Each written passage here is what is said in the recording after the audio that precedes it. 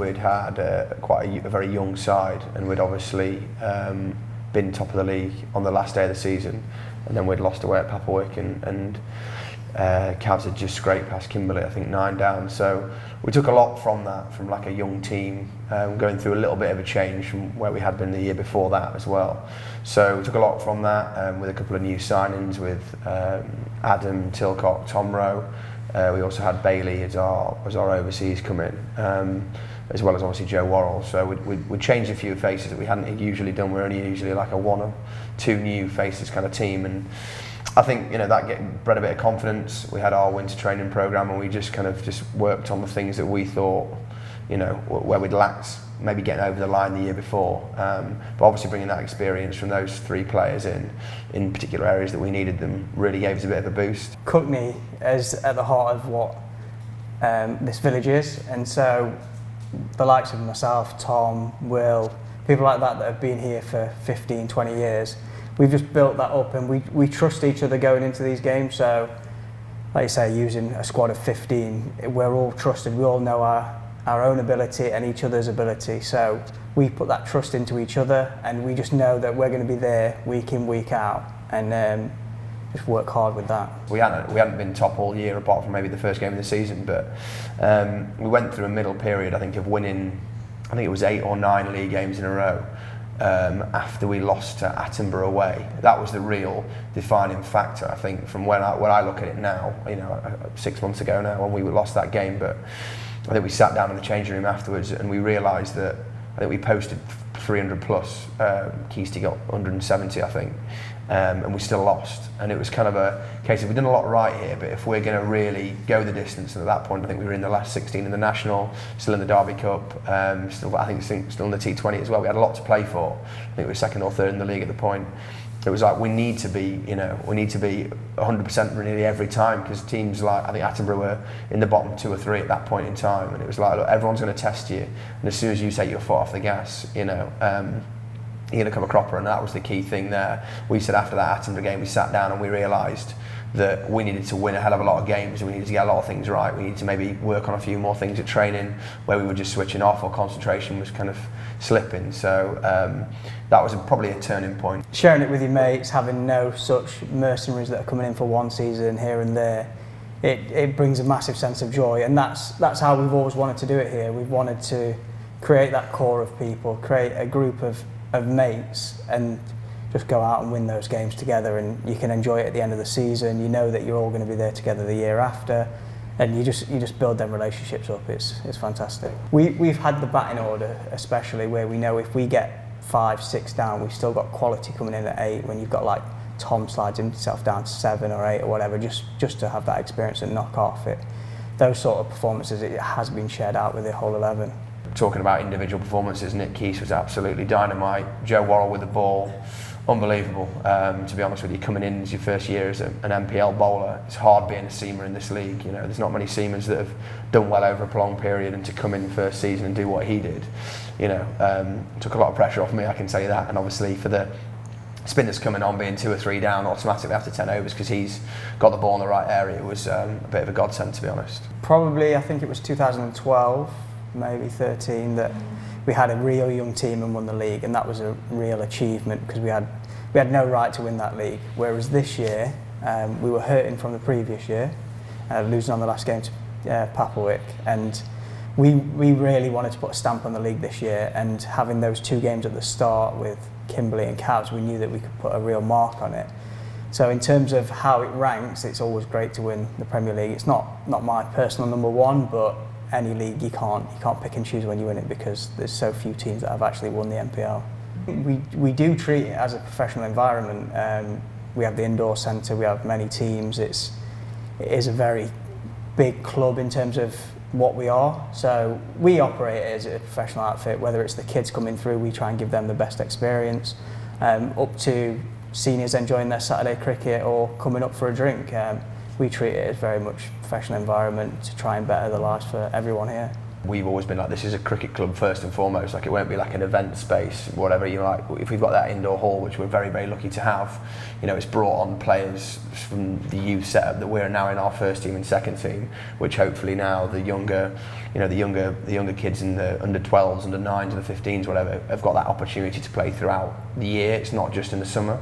So, like Boz is saying, is we kind of treat it as our own little professional, you know, environment. I know it's only a tiny village in kind of North Nottinghamshire, and we haven't got maybe the traction of being in a big city that can obviously bring the younger generation through, but we make sure that we kind of appeal to a lot of different players, a lot of different age groups if we can, by making sure it's a cricket club all the time, and there's different net sessions, academies, whatever it might be, for people to come and join.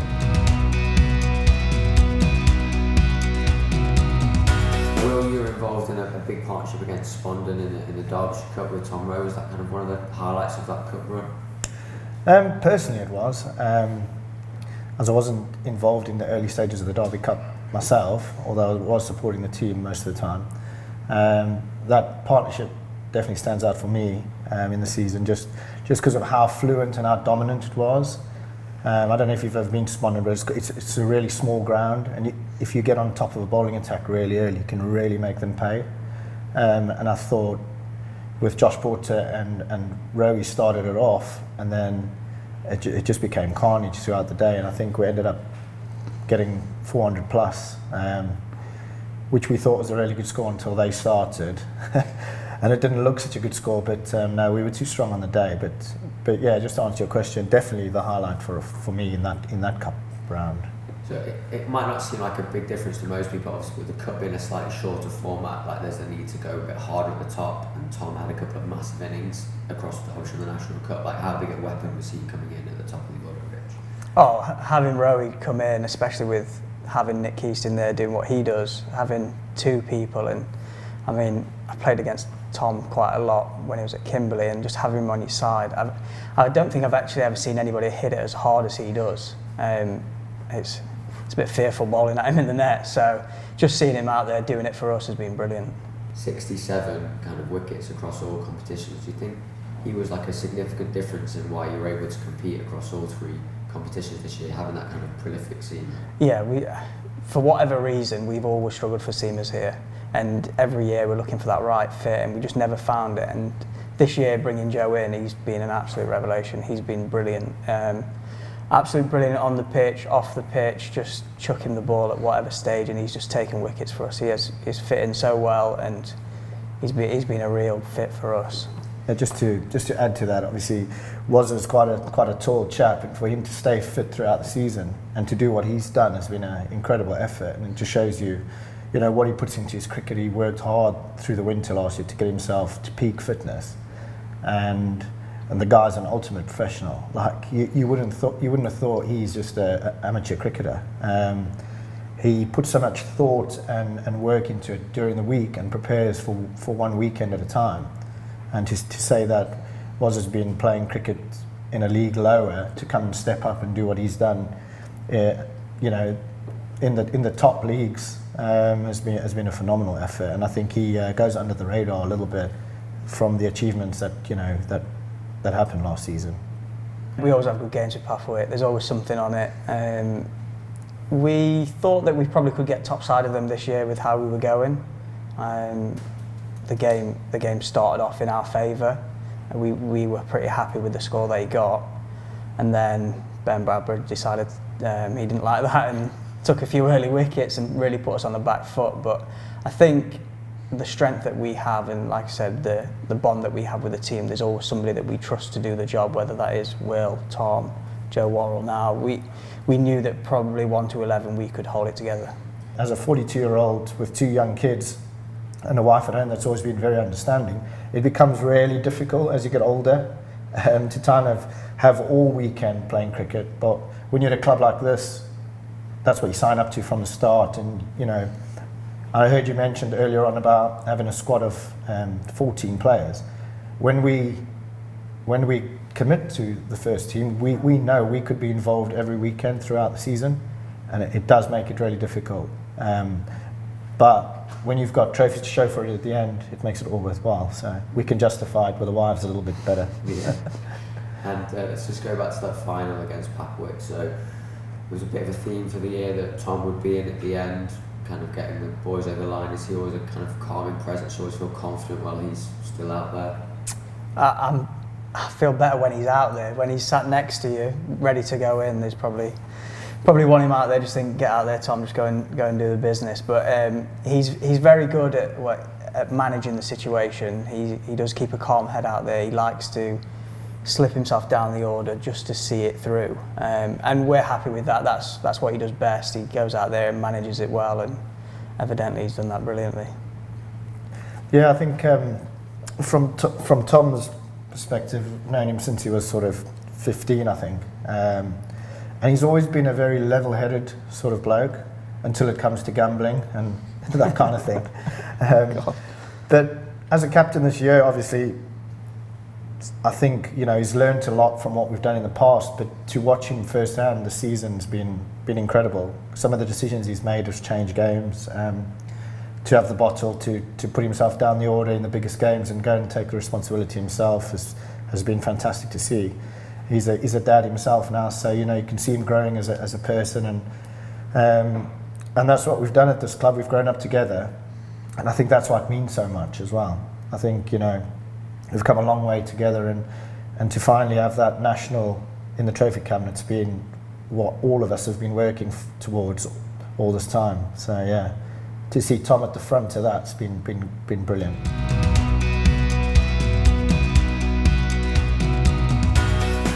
Club used to winning things, and you might at the start of the season always think, we're setting out to win the Premier League, but kind of at what stage in the National Cup competition do you think, we've got a chance of winning this? I don't know. It sounds slightly arrogant, but I'd say right at the start, just because ever since I've been at Cuckney, we had Alan Morris came in around about kind of 15 years ago, 2009 I think it was, or 2008, maybe 2009, and the National Cup was like his big thing, and that quickly was ingrained into every player that played at Cuckney. To win a national comp as a amateur cricket club, be recognised as the best club in the land for that year. It's a pretty big accolade to have. We had experience of big days, and personally, I always felt we had it in us, but I started to doubt if we could ever do it, because it's a bit of a lottery. You've got to have a lot of luck go your way along a season, and to get into a final, and then to win the finals, the biggest thing.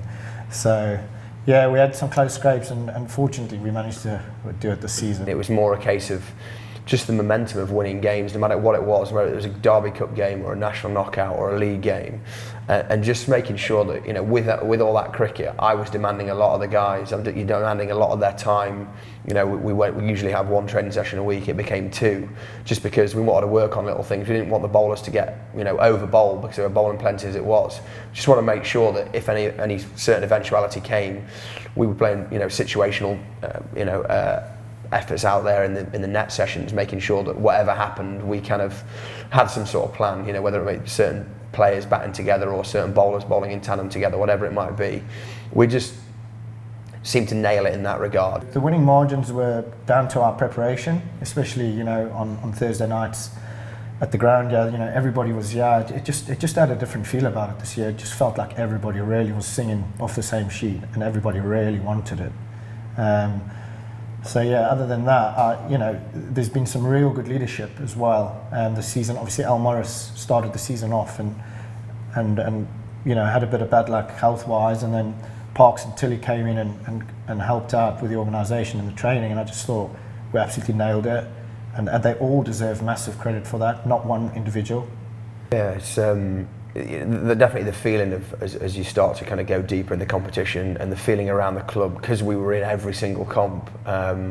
The feeling around the club, like we come up on a Thursday as an extra training session, and there'll all be the juniors there. There'd also be kind of like obviously parents coming up for beers, and the atmosphere around the club all summer was honestly, it was incredible, really. So when you then get on those away days, the logistics, which is usually left to Boz, he does all the the minibus and the hotel booking, but and I have to do the management of trying to keep the lads out of the pub if we've won on the Saturday night, and obviously particularly the Richmondshire away game. Trying to keep everyone just a little bit more level-headed, because you get a bit giddy, you get really excited, and I think when you've also got that on the Sunday, but you've got a league game to play on the Saturday. I think we were away at Radcliffe before Richmondshire in the semi-final, knowing that if we won, we had to beat Radcliffe for one, but we also, you know, if we lost against Richmondshire, that means that the chance of playing at Lords as a club like Cuckney, as a group of lads who are really close-knit and good mates, that opportunity would have kind of gone on an instant. And I think what Will referred to earlier when you were talking about the Derbyshire Cup and the league is that he got to the end of August and no matter how many games we'd won nothing. So getting that win out of the way for the Derby Cup and then getting into these last stages and these away days and the feeling around the club, I think it really helps. But just keeping a lid on the lads and just the excitement is probably the hardest thing to do, because you just don't want them thinking about the final. You don't want them thinking about what ifs. It had to be the here and now. And I think we struggled a little bit with that, maybe with, you know, being top of the league going into the Papelwick game the year before. Final day, it was just like, you know, we almost thought we'd won it already, if you like, and you just forgot to kind of just get the ball in the right area, do your job in the field or whatever it is, or job with the bat, etc. So you always learn from your mistakes, right? I think that's what happened, and we've got a team of people at the right age with also a team right kind of, you know, juniors, in the sense of that they really want to win and they've got used to being around the kind of club. How special was it to play at the home cricket with all of those people watching all the time? Yeah, unbelievable. You know, one of those things you'll never ever forget, I don't think, or hopefully won't ever forget.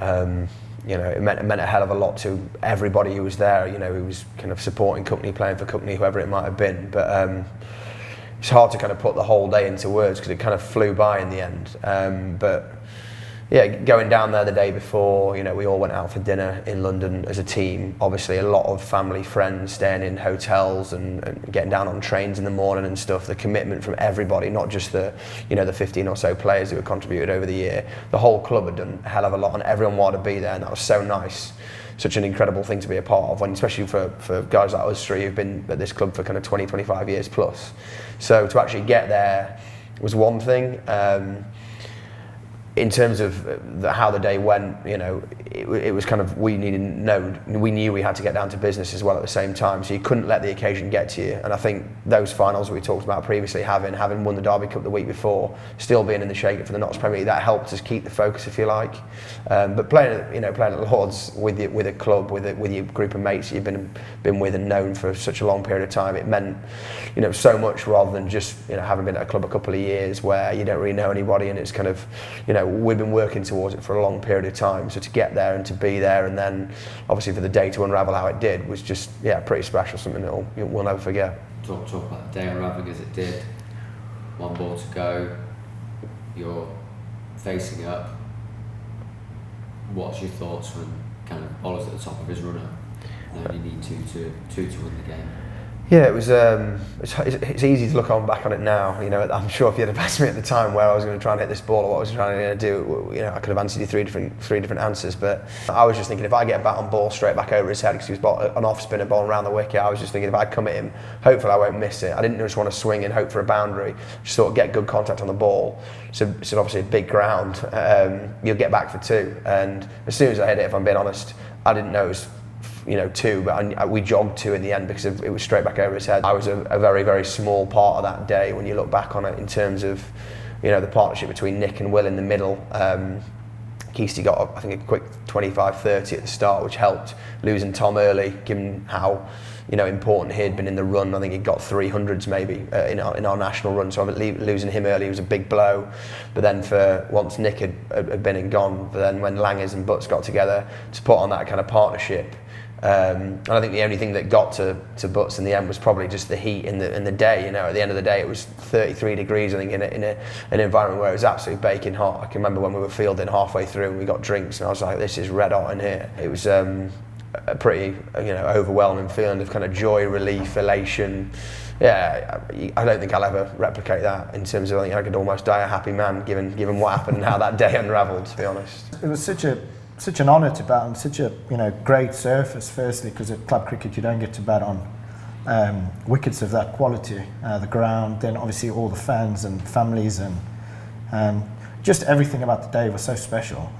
As a cricketer coming to the end of my time, I think that'll be hard to top. definitely. A lot of hard work, a lot of preparation went into that, a lot of years rather than just this season, and yeah, to come out of it with the trophy and to be recognised as the best team in the country for that year is it's pretty special and something that no one will ever be able to take away from us. And hopefully it also gives the junior lads that came to watch and the junior girls and everybody across the club just the idea of what you can be as a club cricketer and kind of what it means to us, what it hopefully means that they can take that on and hopefully fight for that in years to come.